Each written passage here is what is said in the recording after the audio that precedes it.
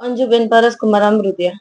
વિવાદ અમારે મારા જેઠનો ને મારો વિવાદ છે. મારા દિનેશભાઈ અમૃતિયા જસદણના પ્રભારી છે અને ઈ લોકો મારા સગા જેઠ થાય છે. બિપિનભાઈ અમૃતિયા મારા સગા જેઠ થાય છે. આનંદ અમૃતિયા મારો ભત્રીજો થાય છે. મારા હસબન્ડની બીમારી તબિયત ખરાબ હતી અને એની ડેથ થઈ એટલે અમને એનો ફોન આવ્યો એટલે અમે સવારે અહીંયા આવી ગયા. મુંબઈ થી હું ને મારી બેબી બે આવ્યા સવારે 6:30 વાગે. પછી અમે મારા જેઠની ઘરે જ 2 દિવસ રોકાણા હતા અને પછી અહીંયા મારા ઘરમાંથી ચોરી કરી ગયા એ અમને ખબર નહોતી. બધી વસ્તુ ટોટલી મારા ઘરમાંથી સોનું, પૈસા, પોપટપરાની ફાઇલ બધું પણ લઈ ગયા. ઈ મને કોઈ વાંધો નહોતો. અમે સીધી પટ્ટી અમે 9 મહિનાથી કોઈ વસ્તુ કરતા નહોતા. પરમ દિવસે મારી ઘરે અચાનક નો 10:30 પોણા 11 એને બેલ મારી એટલે મને તો કઈ ખબર નહોતી એટલે મેં સીધો દરવાજો જ ખોલી દીધો. ખોયલા ભેગો 3 જણા ઉભા હતા. બિપિન અમૃતિયા, આનંદ અમૃતિયા અને એનો ફ્રેન્ડ હતો જગદીશ.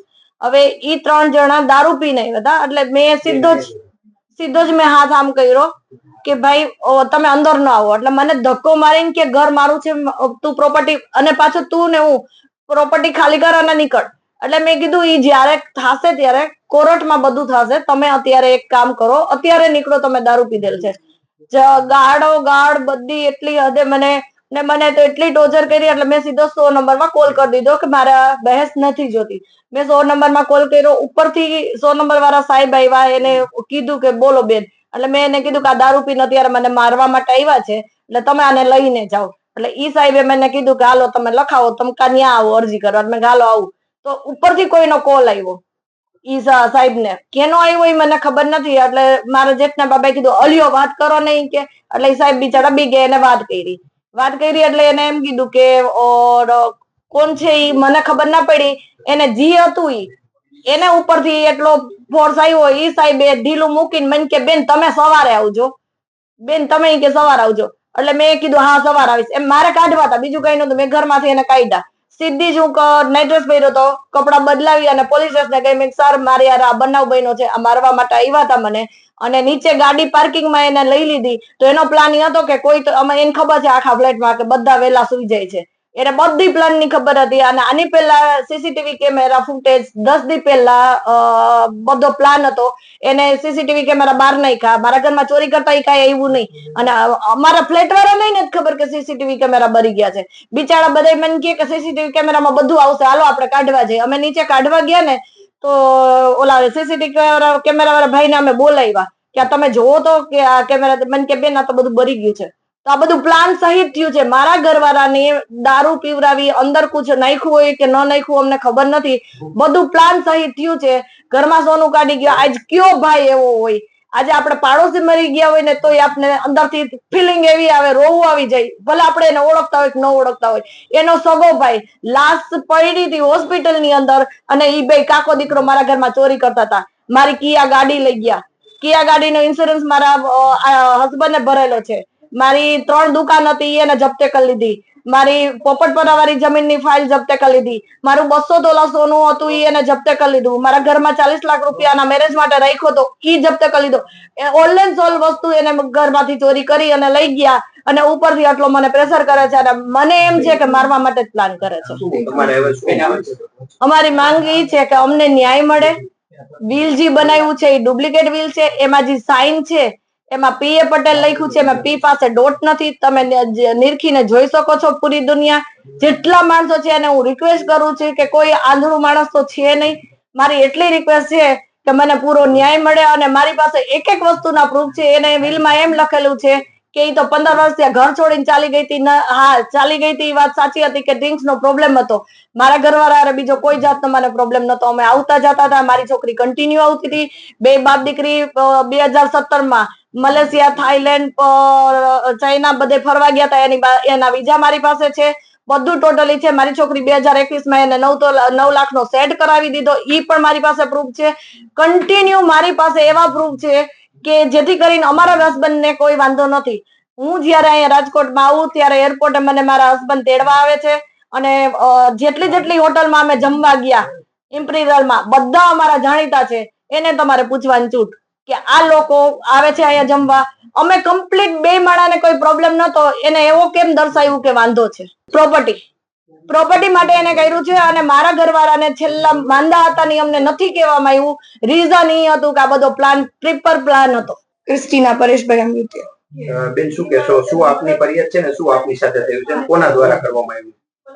મારી ફરિયાદ એટલી જ છે કે હું મુંબઈ રહું છું, કારણ કે મારું કામ ત્યાં છે.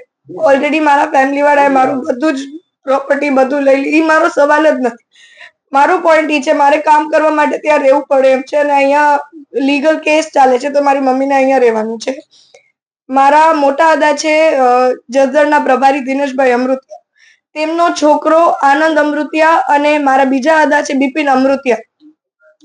2 દિવસ પહેલા એ મારી મમ્મી માથે હુમલો કરવા આવ્યા રાતના 11 વાગે.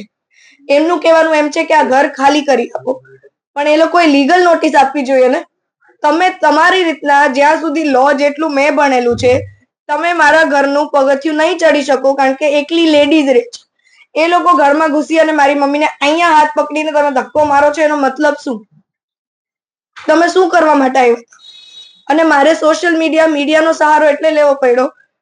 પોલીસ વાળા અમને જવાબ નથી આપતા. મારી મમ્મી રાતના 12 વાગે પોલીસ સ્ટેશને ગઈ, 2 કલાક સુધી બેઠી કે FIR પાડવી છે. પોલીસ વાળાએ નોર્મલ કમ્પ્લેન લઈ એની ઉપર સાઇન કરીને કે આ FIR છે. એ હું તમને કાગળિયો બતાવીશ, તમને લાગશે કે FIR છે? કોઈ અભણ માણસ હશે ને એ એમ કહી દેશે કે એ FIR નથી. તો મારો કહેવાનો મતલબ એમ છે કે તમે BJP ના કાર્યકર્તા છો, મતલબ તમે ગમે એનું મર્ડર કરી નાખશો, કે ગમે એને મારી નાખશો, ગમે એને ટોર્ચર કરશો, કે ગમે એને ગમે એટલો અત્યાચાર કરશો, તમારી ઉપર કઈ એક્શન નહીં લો. તમે આ મામલે બીજા કોઈને રજૂઆત કરી છે તો કોઈ વાતચીત? મતલબ સોશિયલ મીડિયા કમિશનરને રીચ આઉટ કરવાની કોશિશ કરી, પણ ત્યાંથી ને કઈ જવાબ નથી. કમ્પ્લેન તો અમારી લેતા જ નથી. અગર લઈ લે છે તો જ્યારે એ લોકોનો ફોન વહી જાય છે કે હા ભાઈ હું નહીં આવું પોલીસ સ્ટેશન, મારો ભાઈ આવી જ રીતના વાત કરે છે કે હું નહીં આવું પોલીસ સ્ટેશન, તારથી થાય. આ શબ્દ એને મારી સામે પોલીસ વાળાને કીધેલો કે હું નહીં આવું. તમારી પ્રોપર્ટીનો શું પ્રોબ્લેમ છે? કઈ પ્રોપર્ટીનો છે? પ્રોબ્લેમ એ છે કે બધી જ પ્રોપર્ટી એ લોકોએ ઝડપી લીધી છે, પણ એમાંથી જે પ્રોપર્ટીઝ એની પાસે છે એમાંથી હાફ ઓફ ધ પ્રોપર્ટીઝ સૂચિત છે. એનું પ્રોબેટ નીકળે નહીં. ઈ કોર્ટમાં મને એવું જાણમાં આવ્યું છે કે એને કોર્ટમાં એમ કીધું છે એ મા દીકરી તો છે જ નહીં. તો કોર્ટે કાંઈ પ્રૂફ ના માંગ્યું, કારણ કે મેં જ્યારે પ્રોબેટ માટે અપ્લાય કર્યું તો જજે મને એટલા સવાલ કર્યા, મારી પાસે એટલા ડોક્યુમેન્ટ્સ દીધા. પહેલી વાત તો આંબો ફેમિલી ટ્રી માંગ્યું મારી પાસે, આ બધા લીગલ પ્રૂફ માંગ્યા કે હું એની લીગલ હાયર છું, તોય તમે એની પાસે કાંઈ પ્રૂફ નહીં માંગ્યા કે એની વારસાતમાં કોઈ છે જ નહીં. તમે માની લીધું કે આ મા દીકરી નથી તો નથી. અને મને હવે એવું લાગે છે, કારણ કે એને એવું કીધું હશે એટલે જ મારી મમ્મીનું મર્ડર કરવા આવ્યો હતો, કે હયાત જ નથી. કારણ કે ઘરમાં આવીને ગેટ બંધ કરવાની કોશિશ કરતો હતો. બાજુવાળા આંટી બે ગેટ બંધ કરો તો દેખાય નહીં, તો એ બેઠા હતા એટલે મારી મમ્મી બચી ગઈ. નકર મારી મમ્મીનું શું થાતી મને નથી ખબર. હું ઓલરેડી મારા બાપને તો કોઈ ચીજ, મારી માને ખોઈ દેવાની મારે, અને પોલીસથી ન્યાય નથી મળતો, કોઈ નેતાથી ન્યાય નથી મળતો, તો મારે કરવાનું શું? શું માંગ છે બેન તમારી? માંગ ઈ છે કે બસ સોલ્વ તો જજ કરી દે, તો એ તો જે સાચું હશે એ જ સાચું પડશે. પણ મારે મારી મા માટે પોલીસ પ્રોટેક્શન જોઈએ છે, અને આ લોકોની ઉપર સ્ટ્રિક્ટ એક્શન લેવા જોઈએ, કારણ કે એને મારી મમ્મી ઉપર જે હુમલો કરવાની કોશિશ કરી એની ઉપર કંઈક તો એક્શન જોઈએ જ. કારણ કે એ BJP માં છે એટલે તમે એને કાંઈ નહીં કરો, ના એને લોકઅપમાં નાખશો ના કાંઈ કરો, એટલે મારે ન્યાય તો જોઈએ જ છે. પોલીસ પ્રોટેક્શન જોઈએ, અને મારે એ લોકો જેલમાં જાય તો જેલમાં જે એક્શન લેવા થઈ લ્યો.